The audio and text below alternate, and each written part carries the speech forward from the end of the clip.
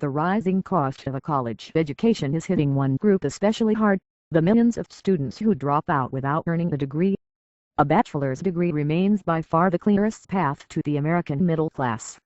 Even today, amid mounting concerns about the rising cost of higher education and questions about the relevance of many college degrees, recent graduates have lower rates of unemployment, higher earnings and better career prospects than their less educated peers.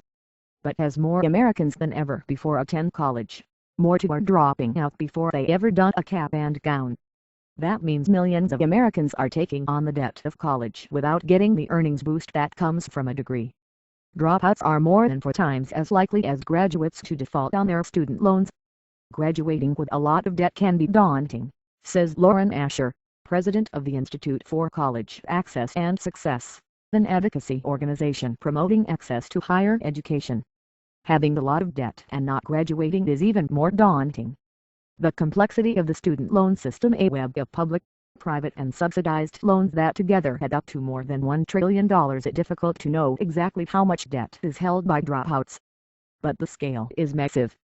According to a 2011 study by the Institute for Higher Education Policy, a Washington, D.C.-based research firm, 58% of the 1.8 million borrowers whose student loans began to be due in 2005 hadn't received a degree.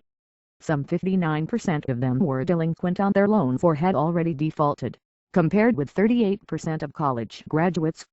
The problem has almost certainly worsened since, as the recession wiped out job opportunities for less educated workers.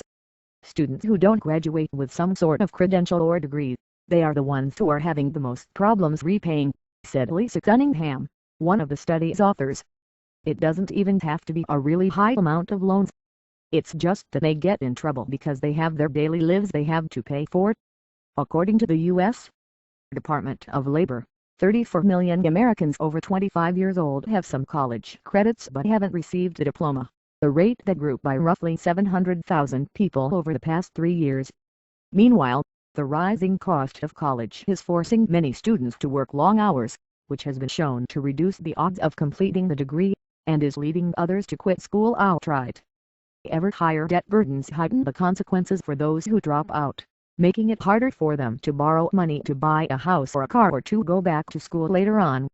The problem has long-term economic implications. Economists say the U.S. needs more college graduates in order to remain competitive.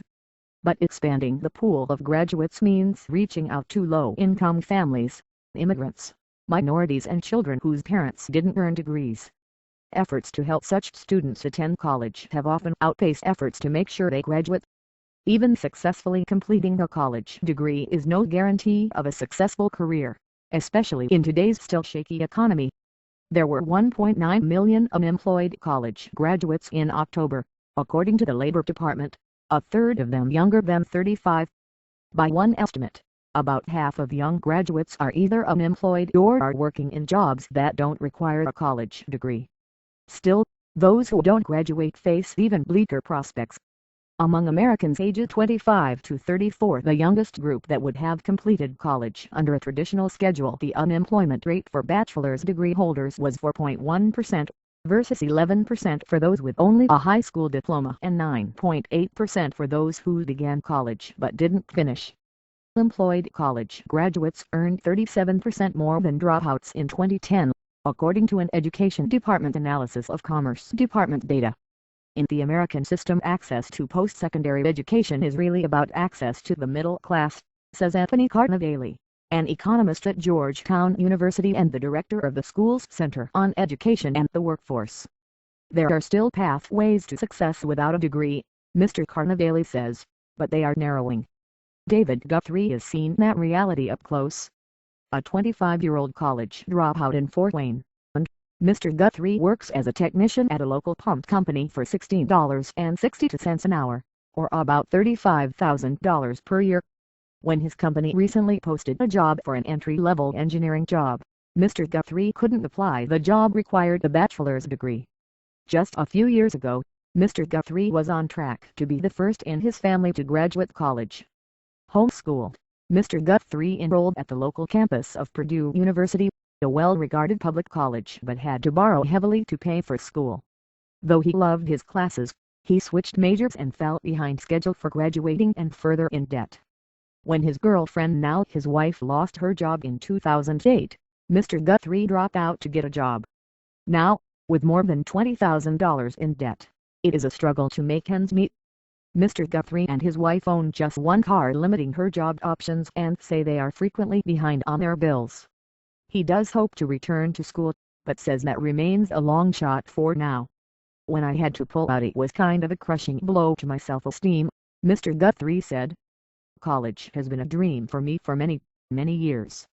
Experts say Mr. Guthrie's situation illustrates the face of American higher education is changing and how the system has failed to keep up. For decades, the image, if not always the reality, of college was of mostly middle-class children living on campus and going to school full-time. But as jobs for high school graduates dry up, colleges are drawing more students who break that mold. One recent study found that just a quarter of undergraduates are traditional students, defined as full-time students on a four-year residential campus. Increasingly, the students who fill American campuses attend school part-time, work long hours and commute to school. Many of them are older and have families of their own. The U.S. higher education system has adapted only slowly to this changing population. At many schools, class schedules change semester to semester, making it hard to work full-time. Professors are often available during limited hours. The result has been low graduation rates among non-traditional students. According to a 2011 study by Complete College America, an Indiana-based nonprofit, the six-year graduation rate for full-time students is just 45.2% for low-income students, 39.9% for African Americans, and 27% for students 25 or older when they enroll. Across all categories, graduation rates are far lower for part-time students. I think we had this mistaken belief that if we'd send students off to college then they'd graduate, says Stan Jones, the group's president. Some schools are responding. A program at the City University of New York, for example, uses block scheduling and other strategies to help working students graduate more quickly. Other schools are rethinking the traditional model of awarding credits, focusing more on what students know rather than class hours. Robert Mendenhall, president of Western Governors University, one of the pioneers of this competency-based approach, says adult students in particular are resistant to sitting through lectures on subjects they already understand. More important than the specific approach, Mr. Mendenhall says, is the focus on getting students who have started college to get through to graduation day.